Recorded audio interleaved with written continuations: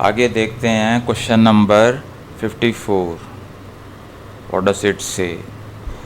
Question number 54 कहता है find N isomorphism, find N isomorphism from Z12 to the external direct product of Z4 with Z3। Okay, तो ये कहता है कि एक आइसोमॉर्फिज्म निकाल के दिखाओ। तो ये क्वेश्चन वही क्वेश्चन है जिसमें प्रूफ ऑफ हमने जो किया है UST isomorphic to US and UT, तो उसी टाइप का जो मैपिंग है यहाँ पे निकालना पड़ेगा हमें। देखते हैं कैसे। Solution, define a map T from Z12 to the external direct product of Z4 with Z3, okay, by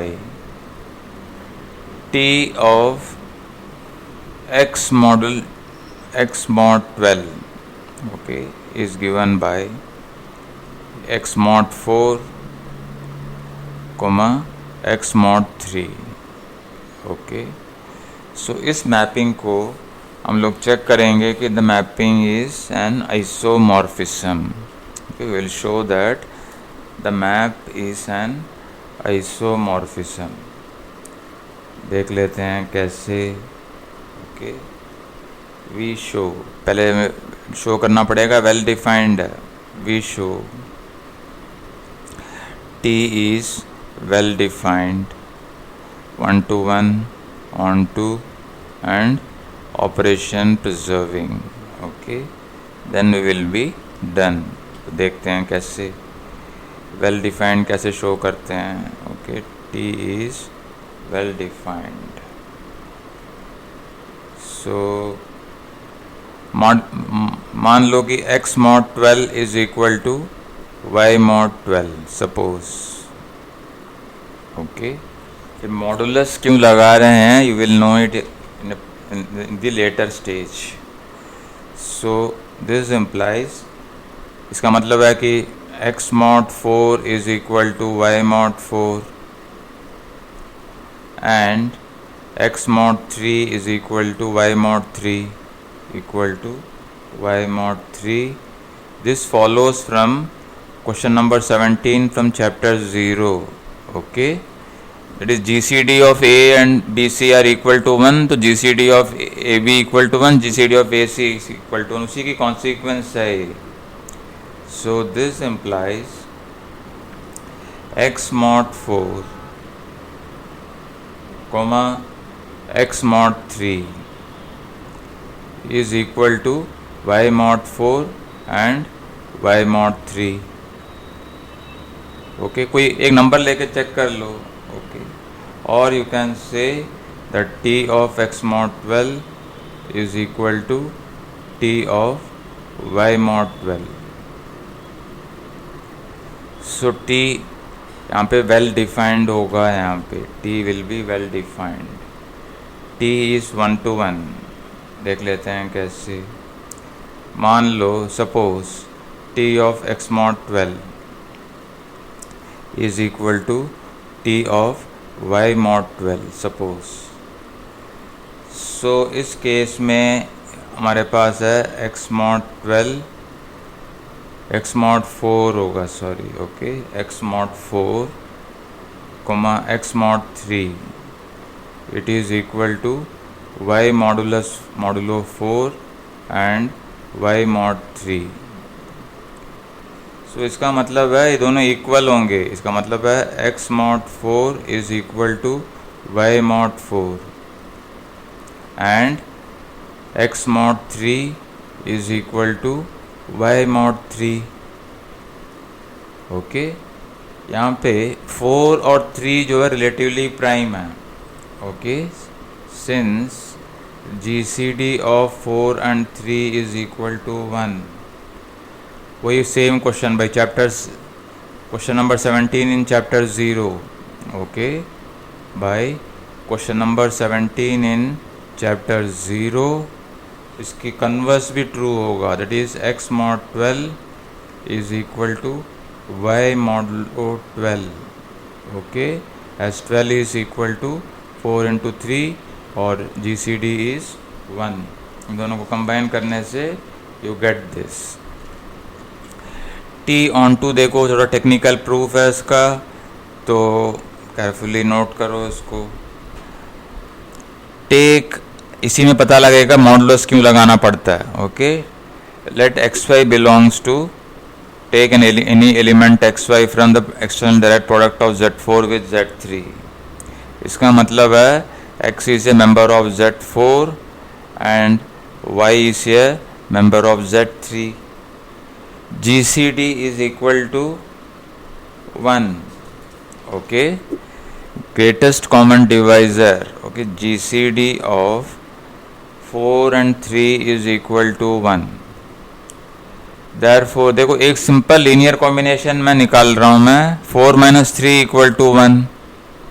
मैं सिंपल लीनियर कॉम्बिनेशन निकाल रहा हूँ, 4 into 1 plus 3 into minus 1 it is equal to 1। इसको मैं रखता हूँ U और इसको मैं रखूँगा V। ऐसे और भी पॉसिबिलिटीज होंगे, okay, there are infinitely many ways of writing, okay, infinitely u v ऐसे बहुत सारे मिलेंगे, कोई भी एक रख लो। ये सिंपल इसमें पता लग गया, मैंने निकाल लिया। कई बार वो मिलता नहीं है तो अब यू वी रखेंगे, इससे कुछ फ़र्क नहीं पड़ेगा क्वेश्चन में। सो दिस इम्प्लाइज, इसका मतलब है 4u mod 3 it is equal to 1 and 3v mod 4 is equal to 1, okay, ये दोनों ट्रू हैं हमारे लिए। अब x, अब हमें चाहिए एक z। Let z be defined x multiplied by 3 times v plus y times 4u। Basically इस केस में u v अगर 1 और -1 होंगे तो ये होगा हमें -3x plus 4y in this situation, okay. In the situation u equal to 1, v equal to -1, you will have this। u v से रख लो या u v की वैल्यू से रख लो, कुछ फ़र्क नहीं पड़ेगा, it will give you the same answer। अब ये z ज़रूरी नहीं है कि Z12 में हो।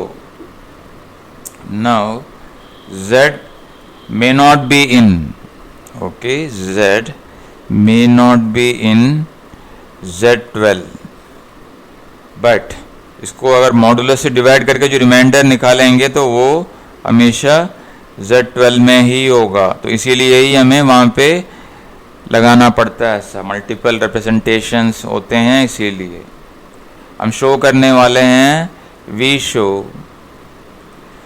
Z mod 12 mod 4, इसका mod 4 it is equal to x and Z mod 12 mod 3 it is equal to y। हम लोग ये शो करते हैं, it is easy to show, okay. So मैं इस यहाँ पे अभी जनरल केस में ले रहा हूँ फिर से 3 times xv plus 4yu, okay, it is true for any uv, okay, it is true for any uv के लिए ट्रू होगा। So such that 4u plus 3v equal to 1। So z mod 12 mod 4 ये क्या होगा? देखो what is z mod 12 वो पहले लिख लेते हैं, okay. Now z mod 12, z को हमने 12 से डिवाइड करने के बाद जो रिमाइंडर बचेगा वही है, तो बेसिकली वो ये होगा 3xv plus 4yu minus 12 times k q for some integer q, okay, for some integer q, basically यही है z mod 12। सो मैं शॉर्ट में लिखूंगा z mod 12 mod 4, z mod 12 mod 4 is given by इसका मॉडुलो 4। सो एक बार लिख देते हैं ताकि इसमें समझने में इजी हो, u माइनस 12q mod 4। देखो इसमें 4 फैक्टर है, इसमें 4 फैक्टर है, ये सारे ज़ीरो हो जाएंगे, सिर्फ यही बचा रहेगा। और यहाँ पे x into 3v, x into, यहाँ पे इसको लिख सकते हैं x mod 4 into 3v mod 4 ओल मॉड 4। ओके, बाकी सब ज़ीरो हो जाएंगे यहाँ पे, प्लस ज़ीरो, ये भी ज़ीरो, प्लस ज़ीरो, और ये 1 है ये। Okay, this value is 3v mod 4 is 1, सो ये क्या होगा, दिस इज x मॉड 4। देखो 2 बार मॉड 4 लगाने से कुछ फ़र्क नहीं पड़ेगा, वही रहेगा। और x मॉड 4 बेसिकली x है, क्यों?